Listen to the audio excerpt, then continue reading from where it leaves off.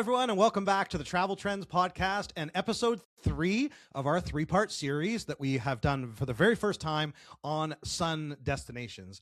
As you heard, we kicked off with Saint Martin, which is one of the most exciting destinations in the Caribbean. And then last week we had Club Med join us, who has invented the all-inclusive concept. And as you heard from them, they actually really pioneered the whole idea of all-inclusive in Cancun. And we talked about the destinations they've expanded to, which they're clearly an international company. It was fantastic to have a Canadian that has based in Miami now, that really understands the global market and their expansion plans now into South Africa.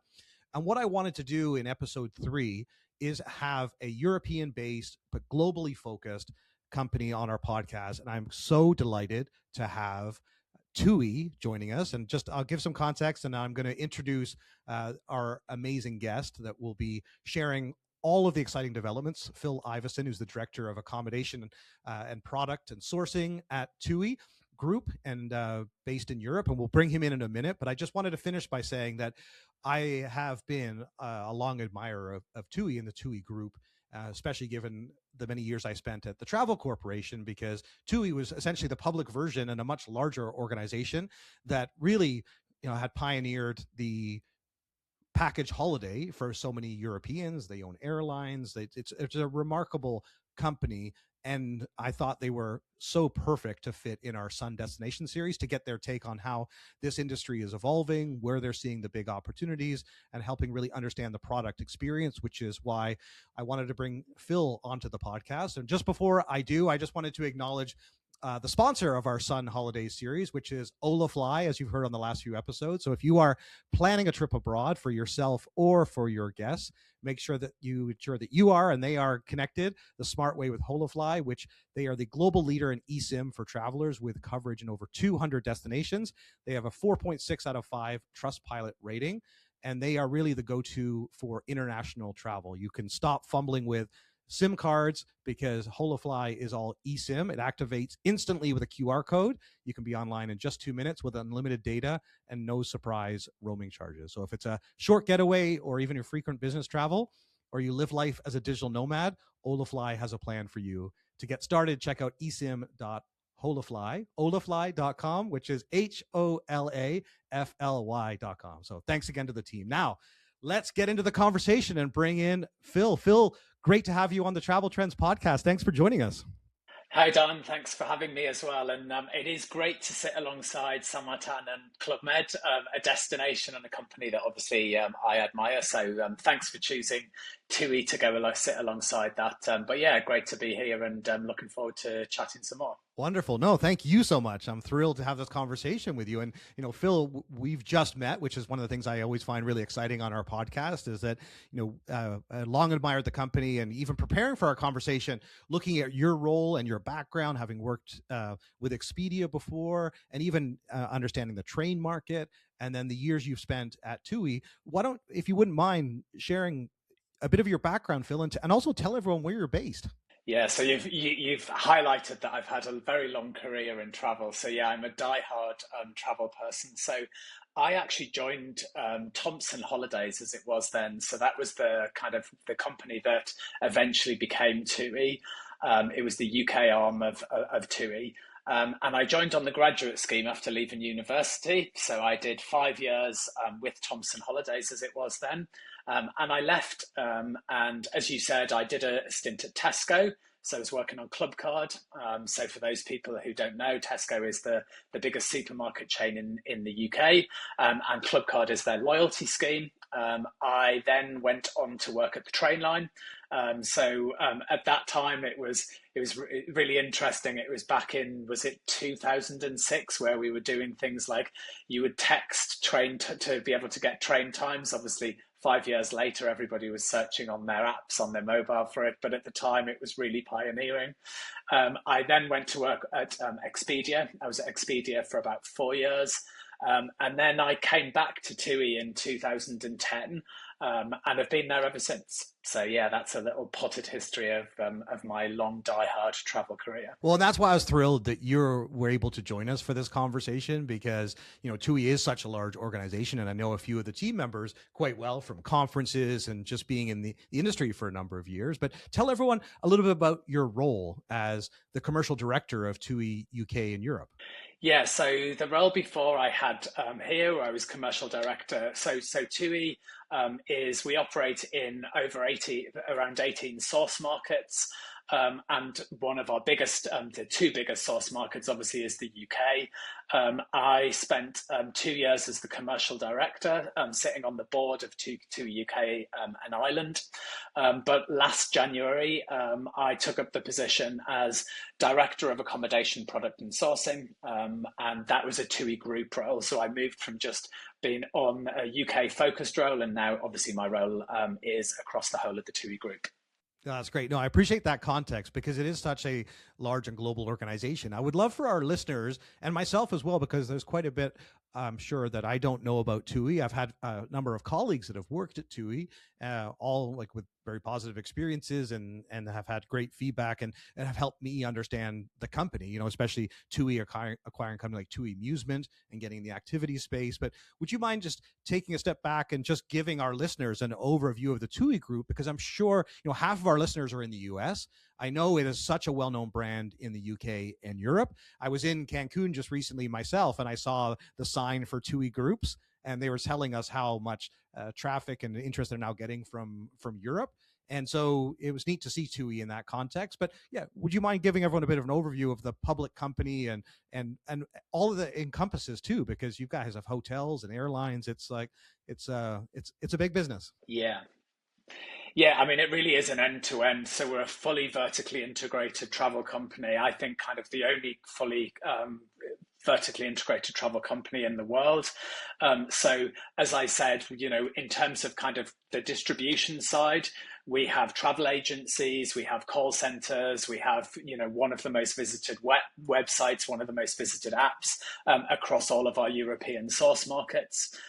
We own our own airline. We've got a fleet of around 150, including long-haul, wide-bodied aircraft that flies from Europe predominantly to the Caribbean, to the US, but also into Asia and Southeast Asia. We also then, but in addition to our own airline, we also have airline agreements with the majority of third-party airlines. So, we work with Ryanair, we work with EasyJet, Lufthansa, British Airways, Air France, etc., etc. So to complement our own airline and to offer that wider range. We also operate over 400 hotels. Either through direct ownership or through franchise or through joint venture partnerships, again, right across the world. So we have hotels in the Caribbean, in Europe, in Asia, in the Middle East, etc. And we also have, as you said, Amusement, which is our DMC company. So they do transfers, excursions, lots of activities, and not just for TUI, but also for third-party companies as well. So yeah, fully, integrated company. And in addition to that, I almost forgot, is we also own a fleet of cruise ships as well, both cruise ships and river ships. So real end-to-end, fully vertically integrated travel company. Yeah, it's so amazing. And I'm glad you mentioned that as well, because I was going to highlight the cruise ships, just given how rapidly that sector of travel is growing as well. We've done a deep dive into ocean cruise and to river cruise, but I'm delighted to have TUI here for the sun destinations, because obviously that is such a big part of your business. And thank you for giving that background. If any of our listeners that are multitasking while we're having this conversation, it is tuigroup.com, and they are, of course, a publicly traded company, so you can certainly learn a lot more about them. And for travel agencies that are looking to partner with TUI, obviously you can reach out and we'll cover some of those details towards the end. But very keen to dive right into the topic of sun destinations with you. And so maybe let's start with the traditional markets that you have entered for sun destinations, because when when I have these conversations, what I always find really fascinating is the concept of a source market and then the destinations that people travel to. So clearly, people from the UK, I was born in the UK myself and still have a lot of family and friends there. And so many of my English friends, they go to Spain, they go to Portugal. There are specific destinations that are very specific to the UK market. But clearly, they're also traveling to Cancun. And so, tell us a little bit about. And the reason I asked this too, Phil, is because I really found it fascinating to understand Club Med's evolution with how they've expanded and then now into South Africa. So, tell us a little bit about where TUI focused their what your main source markets are, and then how you establish yourself as a Sun holiday package company. Like, what were the big destinations that really enabled your growth initially? Yeah, I mean, so I think, as you said, we're lucky we're based in Northern Europe. And I think one thing that's never going to change is people from Northern Europe want to go south to experience sun and sea. And they want to, but also, they want to get away from the daily, the day to day. So Spain is obviously where package holidays, really, really started, many years ago. And TUI has relationships with hoteliers in Spain and in Greece, etc., that really do go back kind of 60, 70 years. So, really long-standing partnerships with those destinations, with those hotel partners. Destinations have evolved. I remember when I started, there was kind of 2 flights a week to Egypt, which was to Luxor. We now have kind of, Egypt is now one of our, biggest global destinations, real sun and beach, as well as still kind of that culture side of it as well. I think one of the really unique elements about TUI is that because of that vertically integrated model, we can also create demand. A destination that we often use as a real case study is somewhere like Cape Verde. Cape Verde is an island, was Portuguese owned, and, obviously now an independent country, kind of, based off the coast of Africa. People probably would never have heard of it, but if you think about it, it had all of the ingredients for a great holiday destination: year-round weather, great beaches, great things to kind of see and do. And so, but the problem was there's nobody flying there, customers don't know about it, and there wasn't any hotel product. So obviously, with our vertically integrated model, TUI can then, we our joint venture partner of Riu Hotels. We started to discuss and develop kind of hotel kind of openings within there. In return, we obviously agreed to put flights into that destination. We established a destination management company there. And obviously, we then, through our distribution channels, whether that is through our retail agents, through our third-party agents, and through our website and through the app, we then kind of marketed Cape Verde to customers who, as I said, in honesty, had probably never heard of it. And now Cape Verde is one of our biggest year-round destinations. We have a significant number of hotels with Riu, with Robinson, with TUI Blue, etc. So I think that's really where we kind of, is our thing, really, is that we as well as following demand, we can really create demand as well. And then as you kind of alluded to earlier, I think, one of the big trends was kind of, back in the 90s, really, was kind of growth in long haul travel for kind of, to everybody, so that it wasn't just kind of, for the rich and the famous. We created holidays to the Caribbean, which obviously were like real luxury honeymoon type destination. And again, kind of developed hotel concepts there. Riu it's one of their biggest destinations. We also have a joint venture with Blue Diamond or Royalton Hotels as well, out there in the Caribbean. So yeah, so we kind of, we want to be able to offer customers that full range. Yeah, no, I appreciate sharing all that context, because I find it really fascinating to understand a company's origin story and then how they've expanded over time. Because one of the things you've just pointed out that I think is really unique to TUI and companies like TUI that have, their own airline fleet, which is incredibly rare, but there are a few companies around the world, in Australia and North America, that have a similar model, and they can open up new corridors. And Cape Verde, for those of our listeners that are not familiar geographically where that is, it's off the west coast of Africa, off the coast of Senegal specifically, and it's really, it's a beautiful place in the world. I've never had the privilege to go, but it's 10 volcanic islands, and one of the things that you obviously then are able to do is actually, open up airports. Club Med was talking about that. They helped open up the first airport in Cancun.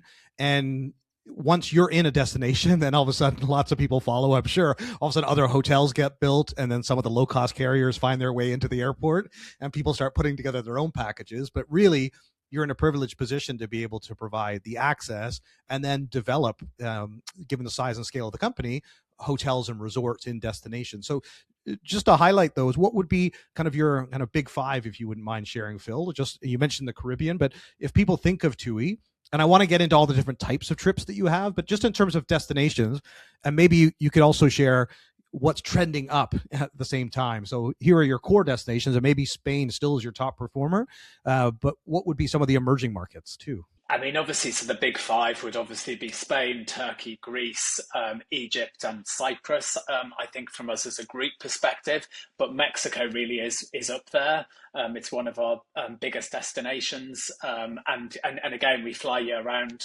to Mexico. The UK has around 21 flights a week to Mexico, and then also we have flights from our other markets as well. In terms of up and coming destinations, I mean, I think if I think of it from a long haul perspective, somewhere like Zanzibar, TUI has a significant investment in hotels. With Riu, we've got a brand called the Mora, which is our like real upscale brand that was the launch destination for that brand. We have TUI Blue hotels there. We have a joint venture partnership with Jazz Hotels as well, and they've just opened 3 hotels. So Zanzibar, I mean, for those that don't know, it's off the coast of Tanzania. It's kind of luxury Indian Ocean island, and it's really gone through quite significant development. It's really great, and it's got some of the best beaches in the world, but also you can do safari from combine it with Tanzania and the Serengeti, so or the Masai Mara in Kenya. So it really combines that ability to have some experience and adventure while still having that kind of sun and beach holiday as well. So that's a real up and coming destination. We'll be right back. Propellic is the leading full-service travel marketing agency built for how people discover travel today. We help travel brands grow through SEO, paid media, analytics, and AI-driven visibility across search and generative AI platforms like ChatGPT. Recently named to the Inc. 5000 list of fastest-growing companies, Propellic works with leading tour operators, hospitality brands, and destinations worldwide. If your brand cares about demand capture, performance, and winning in the next era of search, Propellic is your partner. Learn more at Propellic.com. Looking for travel that's purposeful and hassle-free? Intrepid Travel, the world's largest adventure travel company, offers over 900 locally led tours across more than 100 countries on every continent. Every journey is designed to connect travelers deeply with people and places, while they take care of the logistics so your clients can focus on the experience, not the details. With small groups and off-the-beaten-path adventures, Intrepid delivers meaningful, immersive, and responsible travel. Explore the world with purpose and ease at intrepidtravel.com. Travel has changed, but many multi-day tour operators are still stuck with spreadsheets and disconnected systems. Today's travelers expect more choice, more flexibility, more unforgettable moments, without the friction. That's where Captio comes in. Built on Salesforce, Captio is a modern platform designed specifically for multi-day tour operators. From tailor-made trips to group tours, from rail to river to cruise, we bring your itineraries, bookings, payments, and operations together in one seamless system. With automation, real-time inventory, and supplier integrations, we make complex travel simple, so you can focus on what you do best. Serve travelers, not spreadsheets. Visit Captio.com to learn more. And now, back to the show. One thing I want to go back to, just given that we have listeners in 125 countries and people listening to this that may be just coming to know TUI, despite the fact that the company's been around for 70 years and has a huge global footprint and profile. But the reality is that many people will not be familiar with the brand, and especially in North America. Tell everyone, what are the main source markets? You obviously UK, Ireland for sure. You mentioned Northern Europe, and so the reason I asked that question is because I want to make sure our listeners to this, especially on the consumer end, that they know if TUI is for them based on where they're located and the destinations you have departures for. And then also too, Phil, if you wouldn't mind, I'm also keen to know where you might be expanding to as far as new source markets? Yeah, so when I talk about our source markets as predominantly kind of Northern Europe, as I said, UK, Ireland, Norway, Finland, Sweden, Denmark, Germany, Netherlands, Belgium, Poland, Switzerland, Austria. We've recently launched in Czech Republic. We'll be launching in Romania, in Hungary. I'm hoping I've not left one out and I'll upset one of my colleagues. But yeah, so kind of significant number of source markets. I think there's a real push into Eastern Europe at the moment. You've obviously got some economies that are like the Polish economy being incredibly successful, a real growing middle class, people really wanting to travel. We're seeing that across kind of Eastern Europe, and in all of these kind of markets, we are the number one or the number two player in selling holidays to the public. So yeah, that's really our focus. We will also look at kind of any market where we believe we can really add value and add something different. And obviously, given that we have hotels around the world, if you think of somewhere like the Caribbean, the European market isn't the biggest source market there, so that would always be something that would be interesting to us.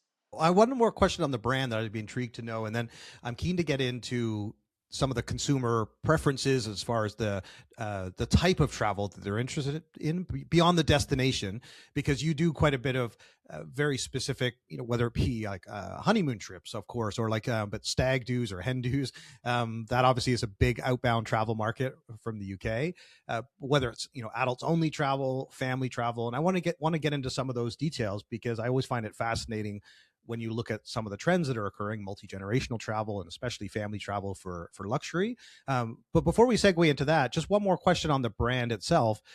Since you are vertically integrated and you clearly have a large loyal clientele, and in the UK, you will see high street TUI travel agencies, for example. So, you are engaging directly with the customer. They're then getting on a TUI plane. They're staying at a TUI hotel. Not in every case, but it's a fully inclusive package tour from TUI that people are buying into, and it's not just Sun destinations. Obviously, you do a lot more. Today, we're going to be focusing on Sun. But what is it about the TUI brand experience that, when it comes to, especially your role overseeing of the accommodation, what is specifically unique about TUI as to why people choose to travel with TUI? Obviously, the vertically integrated element is a major part of it. Your pricing obviously is then reflected in that, and how you can and being able to manage the large load factors. Like I know in the UK, you fly to like 20 airports, and so I can see a lot of, like, as a consumer looking at TUI, those are some of the things that stand out to me as to why I would likely choose TUI. But I always find it interesting to ask someone like you on the inside of what are the things you are actually very intentional about to try and make sure that people love their experience traveling with TUI and they come back. I mean, obviously, we look at kind of, I think absolutely number one is kind of putting the, and whilst this sounds cliche, I will explain so that it doesn't just become a cliche, but, putting that customer at number one. We really do have teams and teams of people who are responsible for managing quality, not within every element of the customer journey, and ensuring that that quality is consistent right the way across, from the experience they get in the travel agents through to on the plane, at the airport, once they get to the hotel, once they go on an excursion, and then the follow-up and the journey home, etc. after that. So that is something that we really, really focus on, and we really want to ensure that that is the best possible customer experience. I think the other thing that I would say that sets TUI apart is, and I would say this because it's my bit of the business, but in terms of our hotel product, kind of differentiated hotel product is absolutely in our DNA. It's something that we've been doing for over 30 years across all of our markets. So if you look at somewhere like Germany, that Germany developed the Robinson brand. It's one of the strongest brands in the German market. In the UK, we have our Sensatori brand. And even in areas like Netherlands, we have our Time to Smile kind of concept. So we have lots of concepts that are very unique to a certain market, but we also have concepts that are specific to a customer type. So whether that's adults only, whether it's families, etc. and we've developed those kind of over the years. I mean, it's interesting.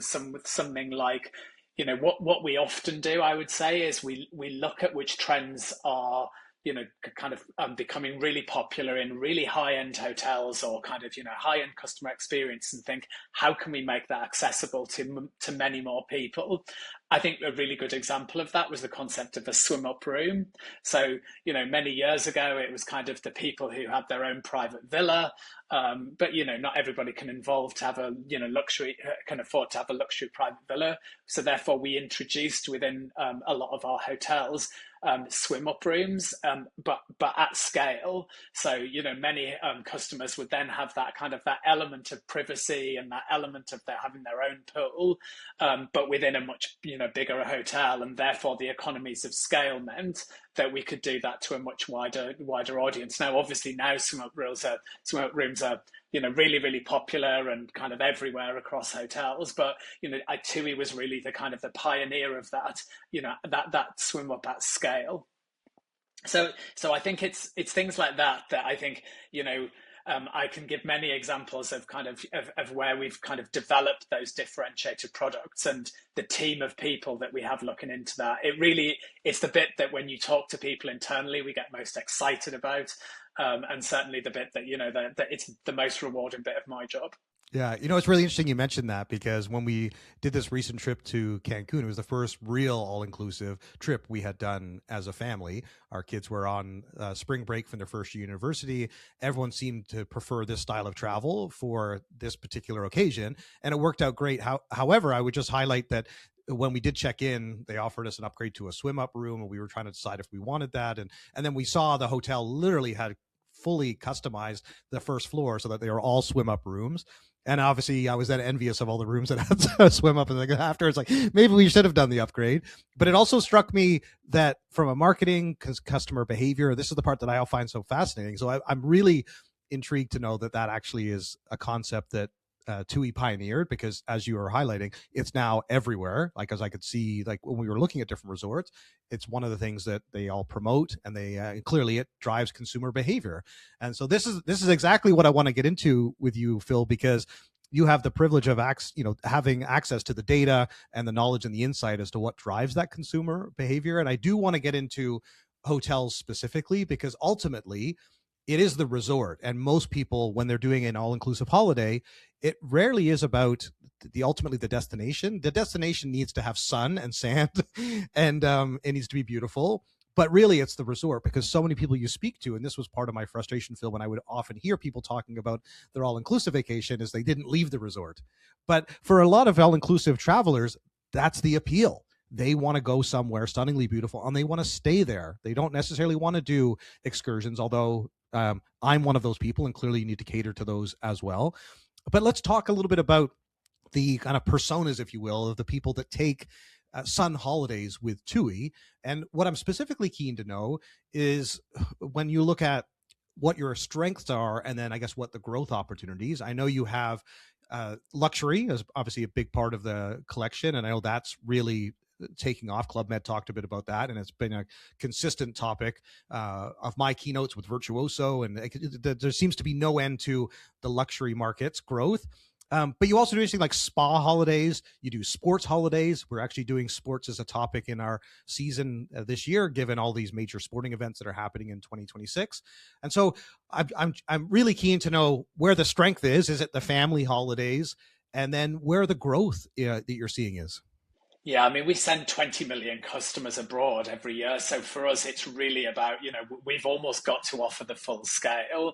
And we get huge amounts of data because of that vertically integrated model. So, we chat to our own agents, we chat to third-party agents. We've just launched semantic search on AI search on our websites, where customers can now enter kind of the experiences they're looking for on holiday, rather than, I want to go to Mallorca, or I want a hotel with a pool. They can talk about the experience that we want in. And whilst that's great for customers, it's really great for us from an insight perspective as well, because we can really see in live, kind of real time, what trends customers are really, really looking for. What we then do is, we have a team of around 60 people that are really developing concepts or hotel concepts that they're developing them, but they're also then kind of fine tuning them, figuring out how we deliver them across the world. And so that's really kind of, I think, as I said, it's the thing that's in TUI's DNA, is really creating concept hotels for particular customer segments. So obviously the family market is huge. So you have families that have very, very different kind of demands or things that they want to do. I think, like you say, you've got some.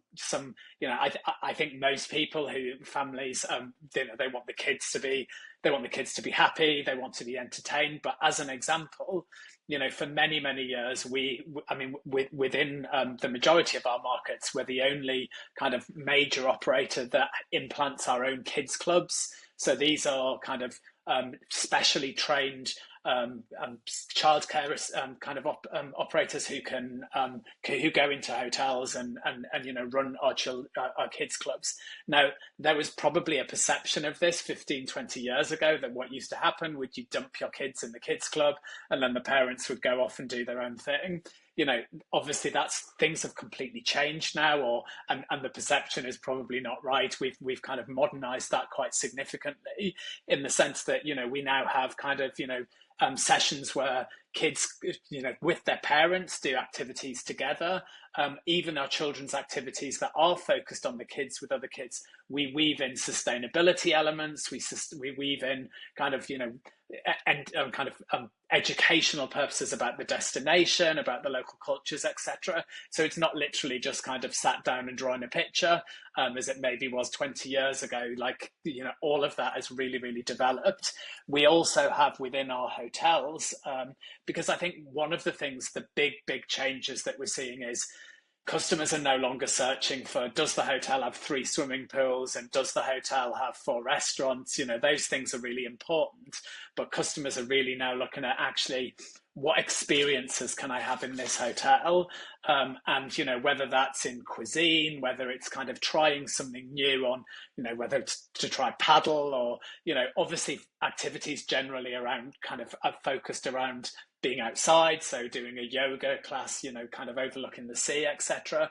But we really kind of tailor all of our holidays to kind of offer more experiences than just facilities. So we introduced in our kind of in some of our branded and some of our concept hotels things like football academies, swim academies, drama academies. So those 3 where actually kids can put a production together, they can put the show on that evening, they can learn to swim.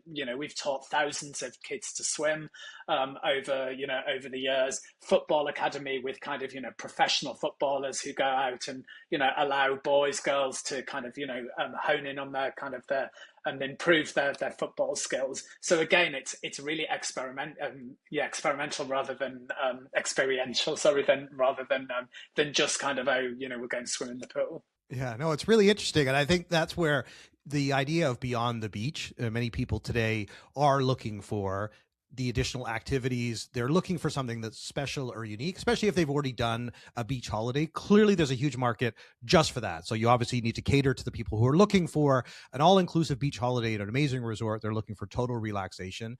But more and more people now are looking for active holidays, as you well know. They're looking at wellness.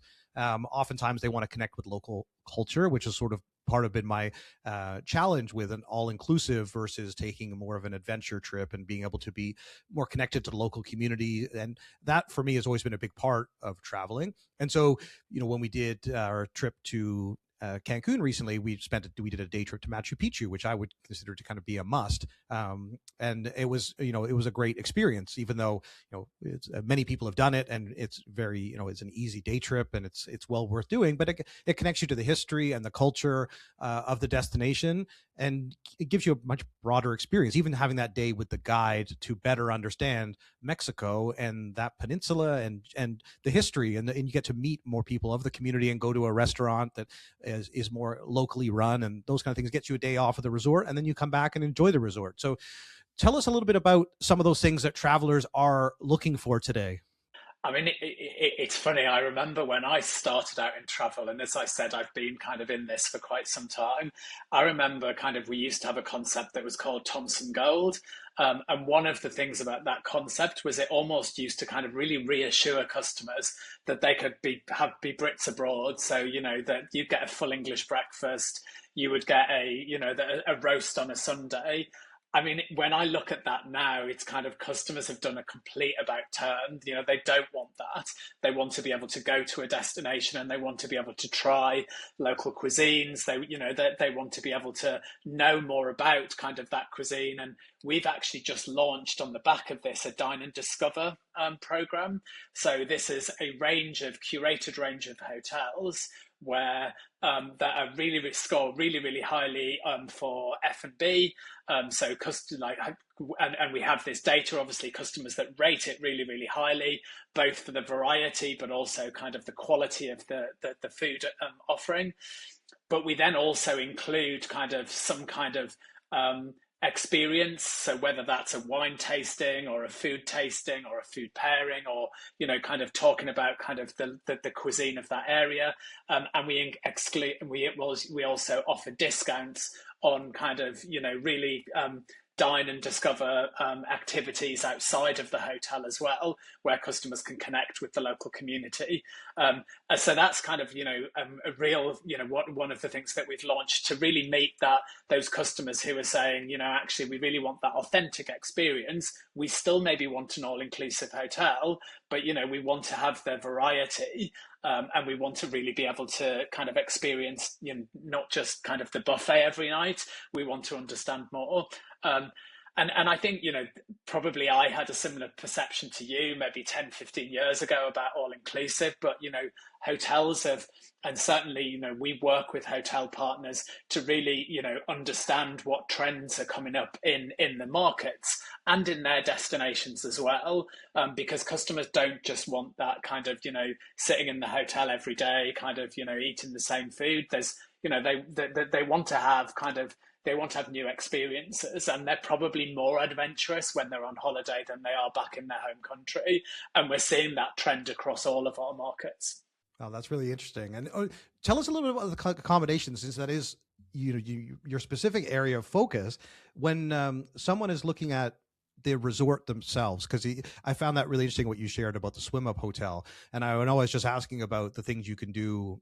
There's obviously all the activities at the resort. One of the things that Club Med had pointed out that I found really quite fascinating is what's very core to their business model is the trapeze, and they kind of came up with that idea of and what I didn't understand though, Phil, that was explained to me last week was that it was because of the fact a lot of their accommodation is low rise, and because they fully control and they've built these resorts purpose built, that they're low rise resorts, then you need a lot of space. So you wouldn't have, most other hotels would not have the space to be able to build a trapeze. And so that's part of, I guess, what's unique to their DNA of their brand. But from a consumer and a marketing point of view, the one thing that's very clever, I would say brilliant about that concept, is that when someone gets on a trapeze, they are fully out of their comfort zone, and they're very present in the moment. And so when someone's going on holiday, that kind of brings things all together, and they share pictures of it. So it's clever from a marketing point of view, but also from a consumer experience.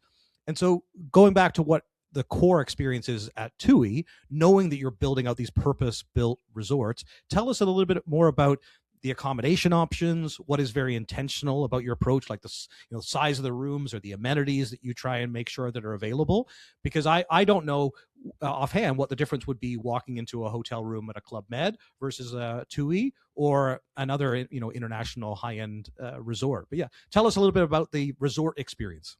Yeah, so I mean, obviously the rooms it will be designed according to kind of the customer, what the customer is looking for from those rooms. For some customers, the room is really not important. It's somewhere to sleep.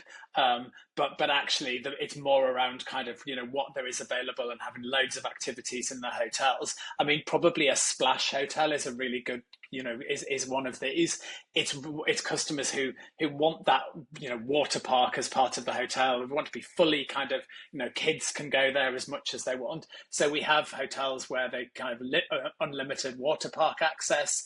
And again, kind of therefore, it's potentially some of the other facilities are less important because that's the real focus of that hotel. So it's not to say that they're not important; they just may be less important than in another concept.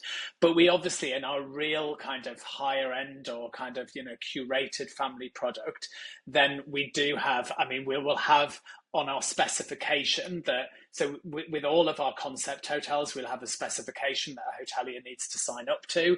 And there we will have probably a 10 or 12 room types that hotels must kind of, have within their hotel to be able to offer to different customer types. So you'd obviously have right from a twin room with one single bed, right up to kind of, a 3-bedded room with potentially its own swim up or, kind of dividers within that room. So it's really appealing, like you say, to either multi-generational or larger family types. So we will have kind of specifications that ensure that any type of family can go there. Obviously, accessibility is really important to us as well.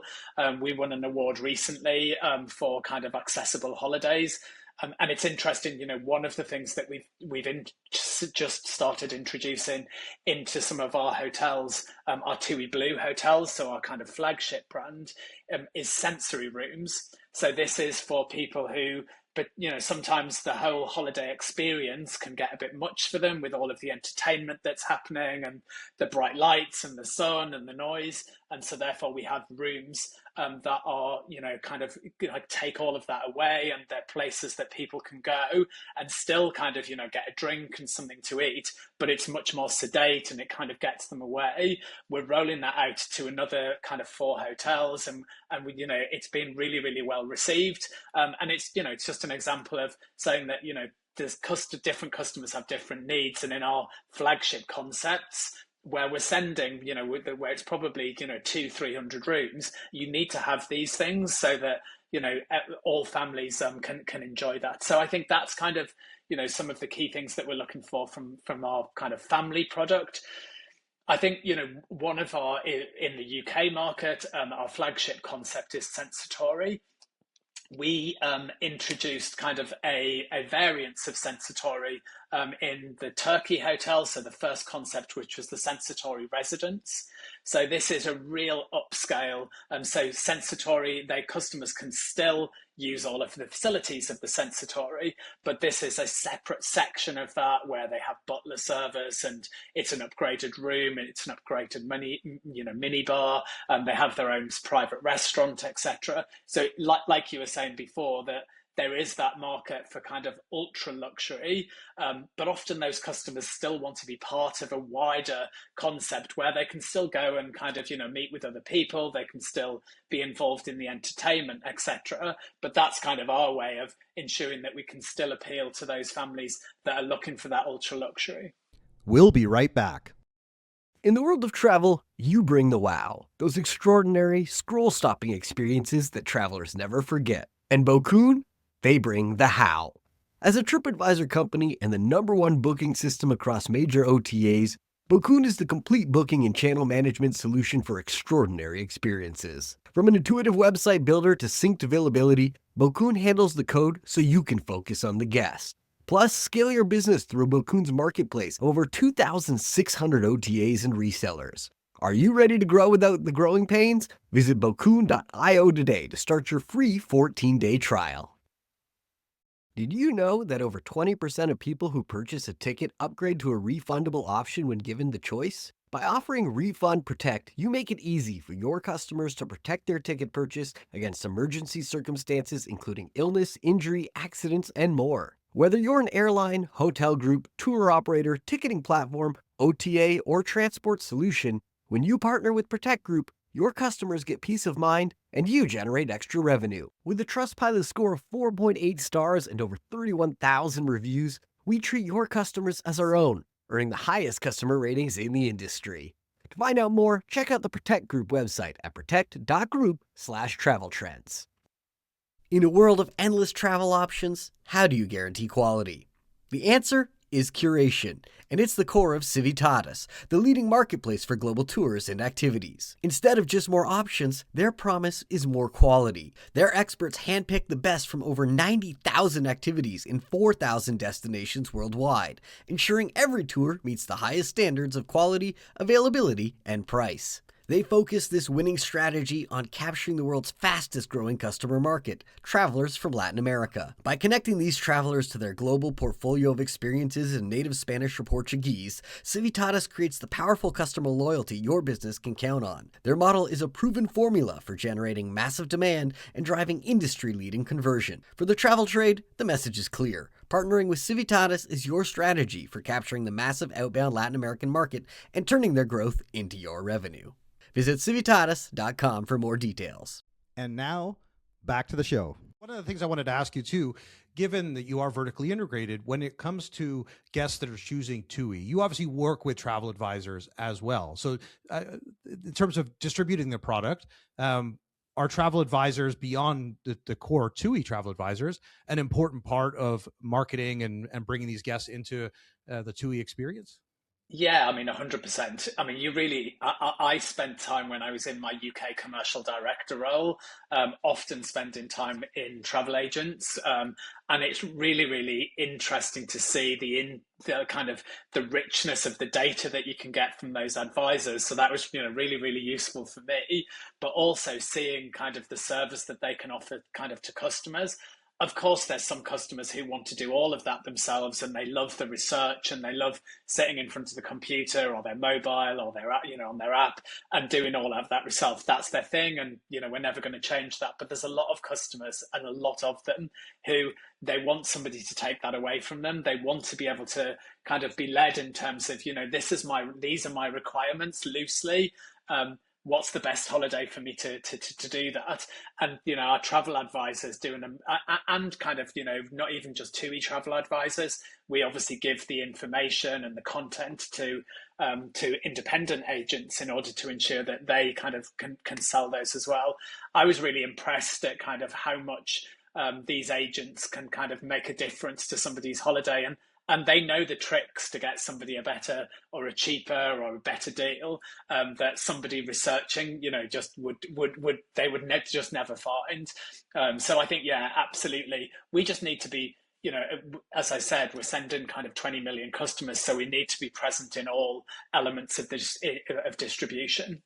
Very interesting. And I know it's such a big part of our audience. And that's part of the reason I'm keen to ask that, because we've certainly seen a resurgence in travel advisors post-pandemic. And they've really, they've changed, their role has changed so much, given they're often home-based and they're working off of their own book of clients, and they're making recommendations, and they need to understand why they should promote certain destinations or work with certain partners. There's obviously a lot of factors at play, commission being one of them, but ultimately they want to make sure their guests are delighted and keep coming back. And that I just wanted to highlight that, because I would presume that's a growing channel for you. So maybe just on that question, from a demand point of view, I presume you're seeing growth in advisors and direct business. Is there any indications you can give us just in terms of how the business is growing?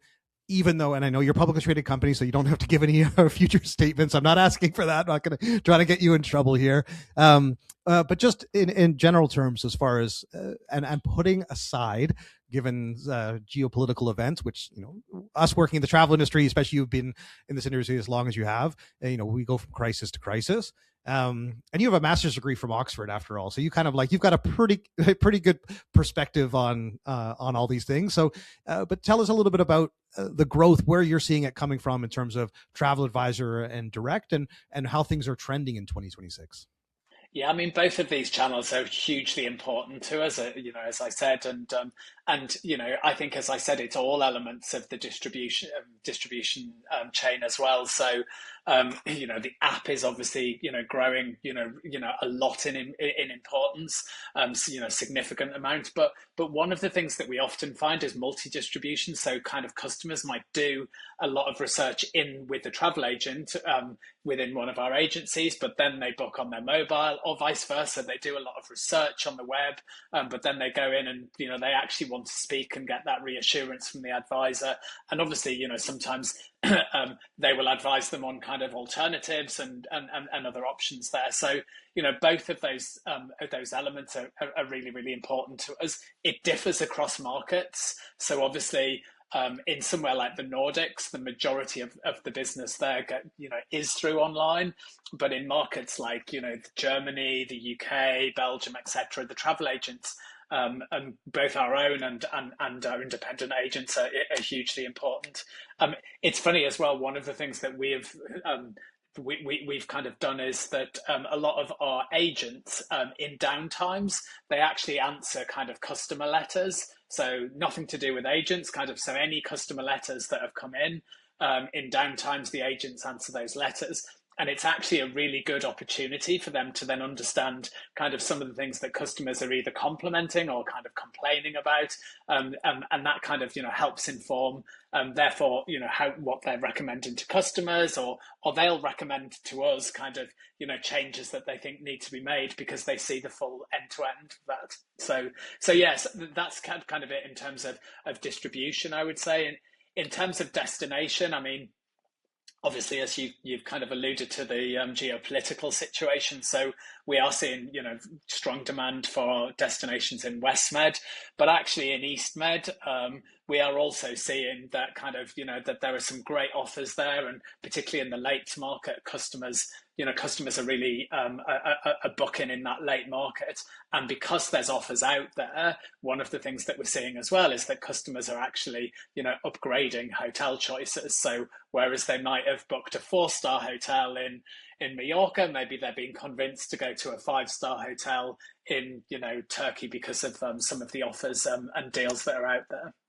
One of the things you mentioned too, just with access to data, I'm also keen. One of the most impressive presentations I saw at ITB was from Andre Exner, your director of IT, about how TUI is utilizing AI. And you had mentioned about agentic AI on your website and trip planning. And it's one of the things I really wanted to ask you, although it's not, obviously specifically your area of focus. What I wanted to get a sense of is how you are in your role and as TUI leveraging that technology, leveraging AI, leveraging the data you have to help make decisions to better inform obviously the product portfolio, working with partners, all of those things that you can then action as a result of it. But yeah, tell us, if you wouldn't mind, a little bit about the technology side at TUI, the utilization of AI, and how you guys are harnessing and benefiting from the data you have.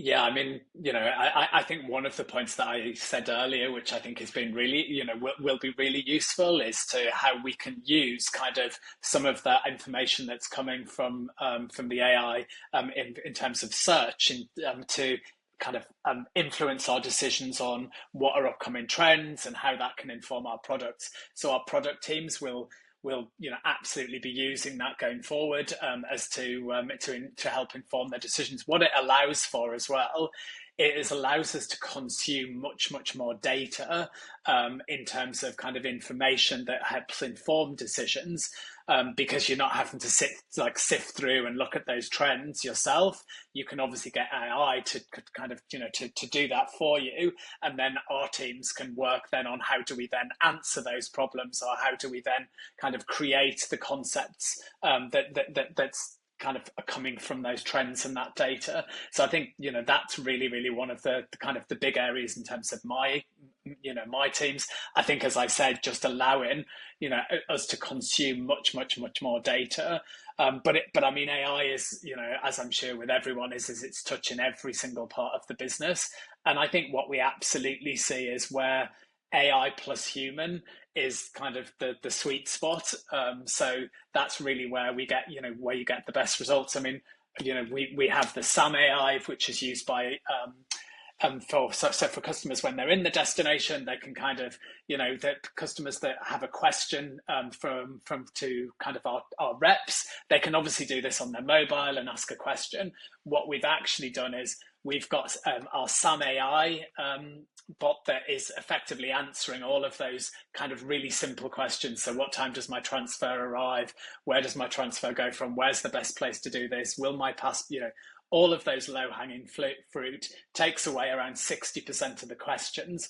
What we've then actually noticed, what we've then realized is the average call time now from an actual agent, so to speak to somebody, has doubled. But what that's because of is because they're actually really helping those customers, because they're not dealing with what time is my transfer.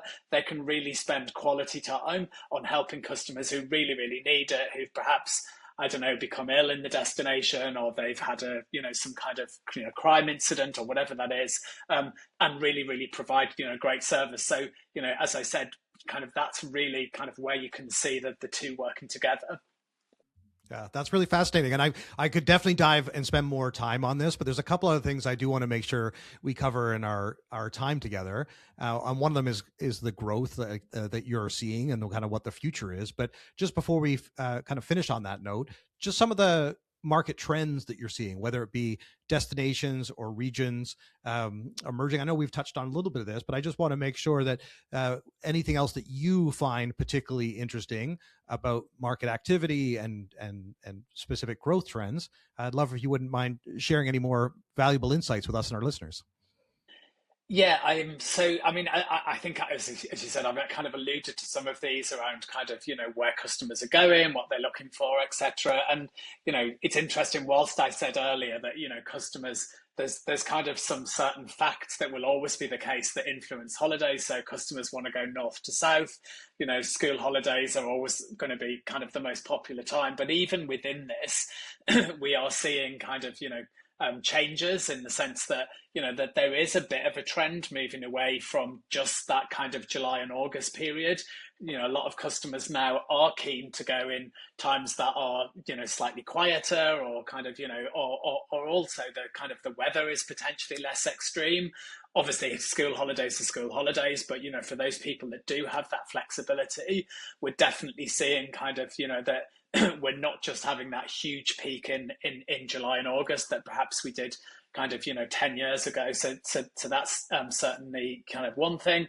I think, as I said, kind of the real thing that we're trending and we're responding to is kind of this customers, that they want to, everybody when they go on holiday, they want to escape the day to day and they want to try new things.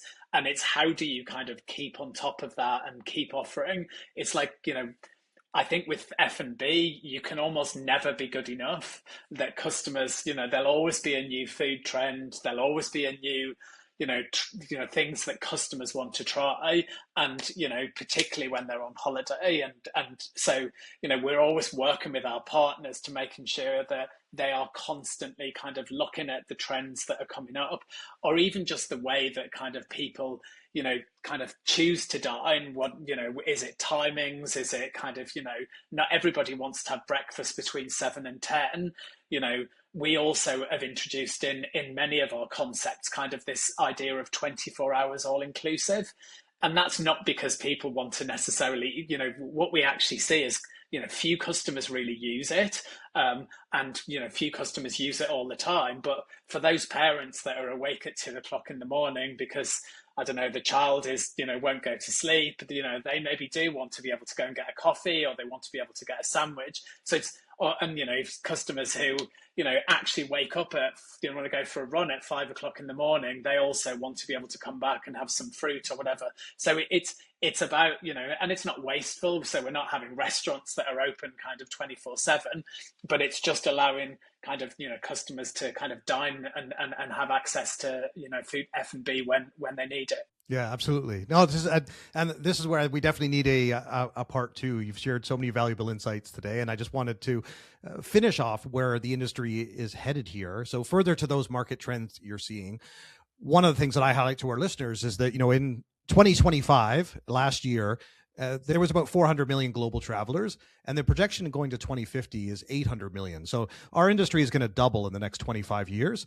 So everything that we've seen come before, and this is where, you've got a lot of investors in this space and a lot of growth potential, despite short-term setbacks. One of the fascinating conversations I had with Get Your Guide, I had an opportunity to do a panel discussion in their office, and we recorded a podcast as a result of that, talking about the impact of tourism and how you spread out the benefit And one of the leaders that was part of that panel was highlighting, we spend so much time talking about cities and over tourism, and what we're missing out on the fact is actually the majority of travelers, like he highlighted in Spain, the three biggest destinations in Spain for travelers are not any of the cities; they're the islands. And it's like, and which are typically better positioned to be able to handle travelers because they've been built fit for purpose. And so he highlights the fact that we don't talk enough about sustainability and how these destinations need to make sure that they are kind of maintained, well managed, and so on. And so obviously sustainability is one aspect, because he was highlighting to me, particularly in Spain, is a lot of these old castles that are being renovated, turned into hotels. And that's one of the ways to, to keep the local culture, also to focus on sustainability. And so that was an interesting takeaway for me. I didn't realize that was a major initiative in Spain. But the reason I wanted to finish on this is, tell us what the future looks like from TUI's vantage point in your role, because clearly you guys think in 5 and 10 year terms, not in 6 and 12 months.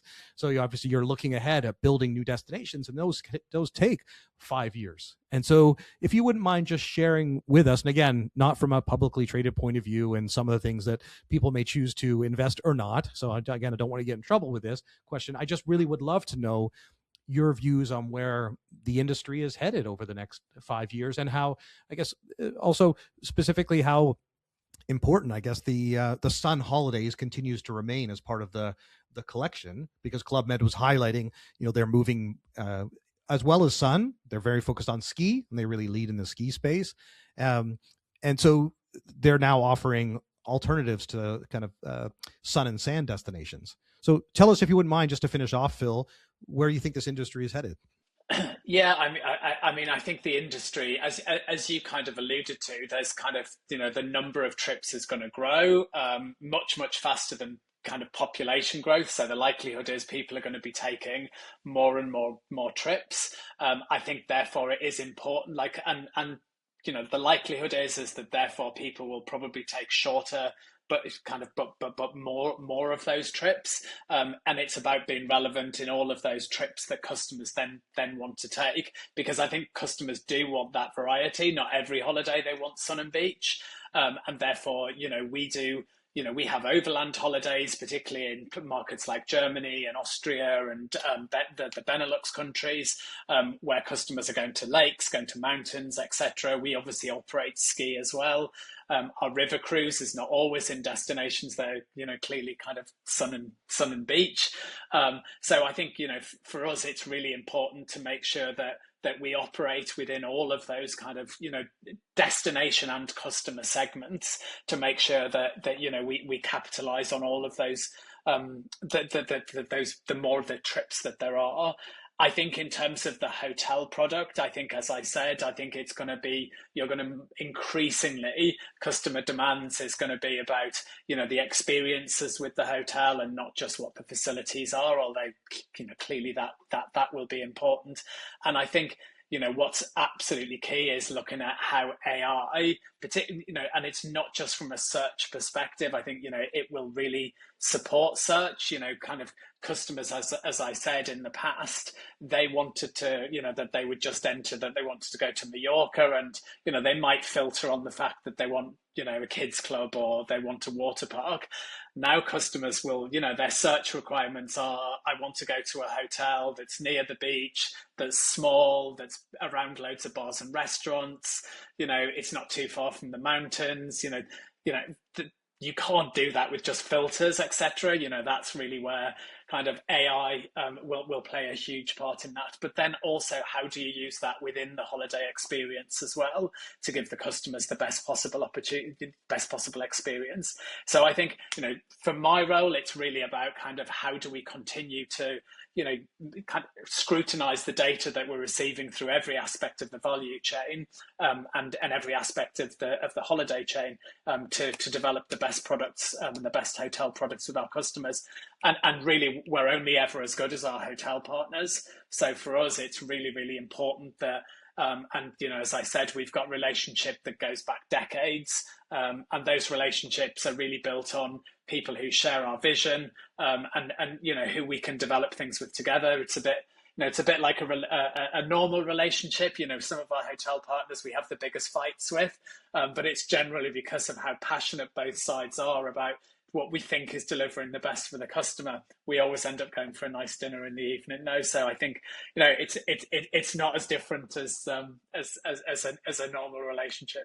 That's great. Well, I really appreciate you sharing those valuable insights. There was a lot there, and there has been throughout this entire conversation. I think this is a perfect way to finish off our third episode on Sun holidays. And obviously, I'm so pleased you made the time for this. I'm really appreciative, and I'm thrilled to see the continued success that TUI is having. And I just wanted to say, Phil, thank you again for this. I look forward to speaking again, hopefully meeting at some point in the future. But also, just wanted to wish you and the team at TUI a great success in 2026. And I look forward to keeping in touch with you. And likewise, it's been really good to chat and to meet you, Dan. So hopefully, as you say, we'll meet in person soon. But thanks for having me. It's always good to chat about what we're doing and explain to customers and explain to our colleagues as to what we do.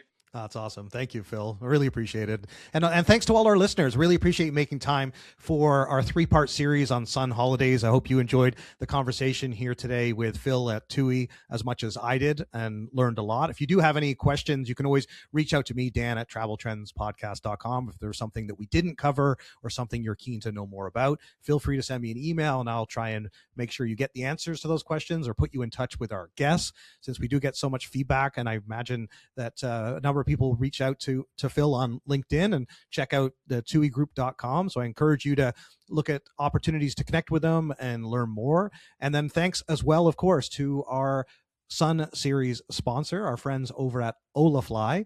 If you are traveling in the near future and you need data to stay connected, then you need to make sure you have an eSIM from Olafly that activates super easy with a QR code. It'll give you unlimited data in more than 200 destinations and zero surprise roaming charges. So make sure that you connect at eSIM.olafly.com. That's HOLAFLY.com. And again, thanks to Club Med, thanks to St. Martin, thanks to TUI for being a part of our Sun Destination series. And I will have another exciting update for you next week with our Captains of Industry. So make sure you're subscribed on the streaming platform of your choice, Spotify, Apple, and also make sure you register for our newsletter at traveltrendspodcast.com. And don't forget, we do post clips and highlights on all of these conversations on our social channels, which you can find Instagram, LinkedIn, and YouTube at Travel Trends Podcast. Thanks again for joining us. And until next week, safe travels.